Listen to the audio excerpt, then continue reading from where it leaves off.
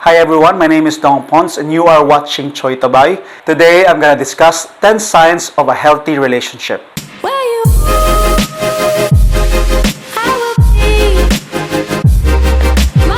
Number 1, source of comfort. Everyday by daghan jud kayo tag-stress atong kinabuhi sa atong workplace, problema sa kwarta, problema sa family. Pero kana ganing muuli ka sa balay, nagkahilako na kayo kas kakapoy, kahilako na kay ka stress, no words, muhag lang kaniya, ma-feel nimo na mo better imong pamati, pero magwagtang ang tanang problema. By you are in a good place. Signs pag na siya na good in your relationship. Ang toxic na relationship by, ang imong pares imong mabuthan sa imong kasapot.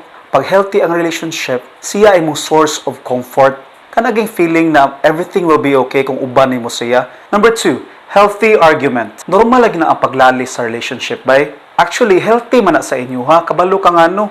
Ang ato mong feelings, pag ato ng iloom, mag-build up na, bay, murag botilya ba, magpundo ka, nagkasakit o kahiubos, kung naa kay wala na uyunan. Kung imura na siyang iloom, mubuto na siya at some point. Kana bay, delikado na, kagay mong duha. So okay ra dyan ang paglalis bay. Say what you need to say, basta importante lang is na I respect. Dili ka mo badmouth sa imong pares. Unya, mo try og sabot sa usat-usa. Good communication is key to all relationship. Number 3, you take time for yourself. Bay, pag in a relationship, dili man kailangan pareha mo tanan. Dapat naamoy sense of individuality. Unsa man adong Pons, ang healthy couples by na sila lain-lain na sets of friends, hobbies, interests, kay before sila nag-meet, naa naman sila ana. Ang mahitabo manggod pag wala kay sense of individuality, mag-codependent na ka sa imong pares, which is very toxic.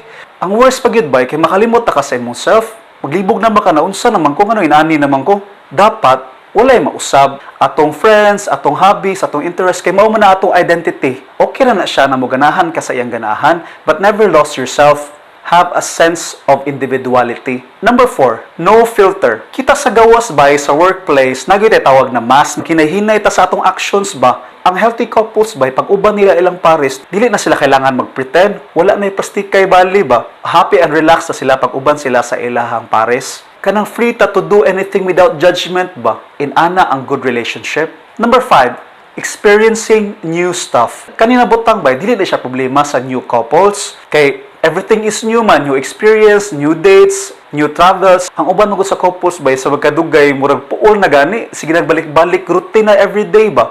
Kung healthy in your relationship, you find ways na mo experience og new things. Healthy na sa inyo ha, not only for yourself, but also as a couple. Ma-ignite inyong intimacy, maka-remember mo reasons ganong ganahan ka na niya. If you are experiencing good stuff with your partner, that's a good sign. Number 6, privacy. It's a good indicator ba na healthy in your relationship. Okay ra man na mosulti ta sa atong close friends ug family pag naatay kahiubos sa atong partner ba. Normal na siya na magpahungaw ta sa atong mga close nato. But if imo na siya i-announce sa social media ba, dili na maayo. Ang mahitabo mo na it will break the trust of your partner. So keep the private things private.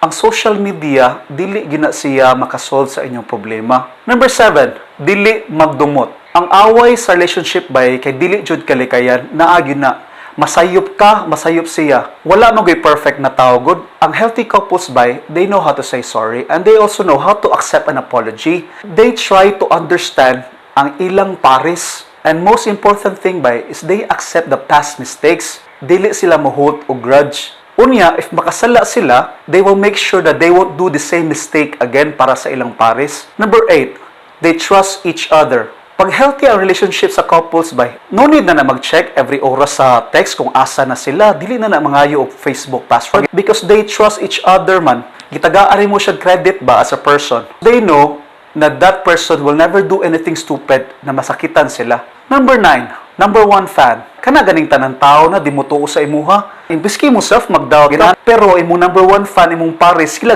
go, go, go. Imong number 1 cheerer ba? Kanang mo give mo assurance na everything will be okay. Kung ana imong pares by swerte kayo ka, taas ang buhok man nang da. Number 10, you are best friends. If comfortable na kay ka sa imong pares by, kanagay mo barkada, makatal ka sa imong secrets, happy ka kauban siya, you do fun things together, your partner should be your best friend as well. Pag inana ka sa imong pares by, I'm so happy for you. Thank you everyone. Hope na mo na learn today. Please make sure you subscribe on my YouTube channel, Choy Tabay.